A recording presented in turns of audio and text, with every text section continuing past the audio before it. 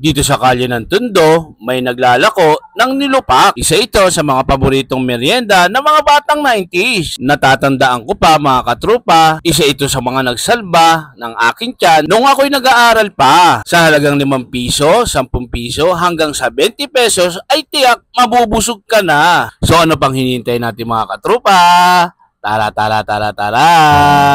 Nilupak, batang 90s, yan o. Nay, magkano nilupak mo, Nay? Mura lang to, may 20, may 10, 15. May 15. Opo. So ilang taon na kayo nagtitinda ng nilupak?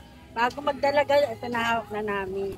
Itong nilupak na to, sa mga batang 90s, lalo na elementary, high school, naku, paboritong merienda to. Pag nakikita ng mga estudyante, mga estudyante, nakikita ako.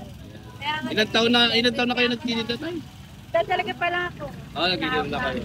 Legendary na, no? Legendary. Sige, Nay, bigyan mo ulit ako ng, ng 10 piso at saka ng 20. Yan yung nilupak niya. Ito dati talagang nilpak, wala pa yung bilog-bilog. Ito talaga. Ito kasi, bibira ka na makahanap ng ganito yun. Ito yung pinabayo na yun, no? Opo, ito nga. Pinabayo yan eh. Ayan ang mga ugat-ugat niya. Ito yung pinabayo niya. Ayan. Rare yan. Yan, magkano to? 10. 10 lang yan. Ito 10.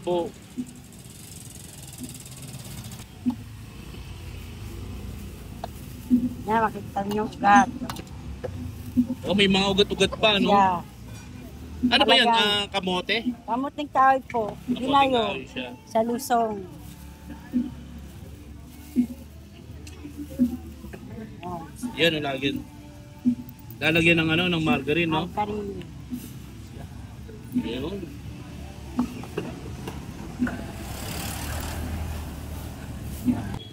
₱20 to, nilupak ko. Busog ka na dyan. Sarap to, trupa. Tikman na natin siya. Tubig ka lang katapat dyan.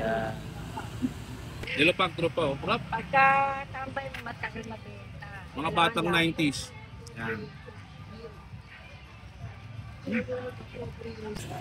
Trupa, supportahan natin itong mga yung ganito mga vendors. Si Nanay Marites, actually, mga batang 90s, napakahirap nang hanapin yung mga ganito, naglalakong ganito. Na nilupak, no, bibihira na lang eh, no? Hira na lang po. So, sa mga makakita sa mga ganito, no, trupa, supportahan natin yung mga small businesses dito sa May Tondo. Nay, maraming salamat po. Thank you po.